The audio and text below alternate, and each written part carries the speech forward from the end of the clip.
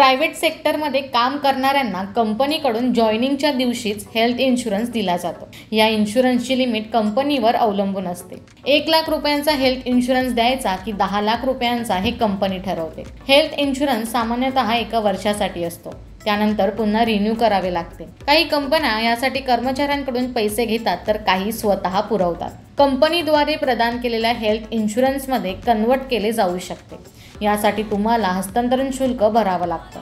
Convert चार्जसह त्या health insurance कंपनीचा एखादा दुसरा प्लॅन सिलेक्ट करून सध्याच्या प्लॅनमध्ये तो मर्ज करावा लागतो. ही प्रक्रिया ऑफलाईन आणि ऑनलाईन दोन्ही प्रकारे होते. ऑनलाईन प्रक्रिया करण्यासाठी कस्टमर केअरशी बोलणे आवश्यक आहे. फॉर्म भरून ऑफलाईन सबमिट करावा लागतो.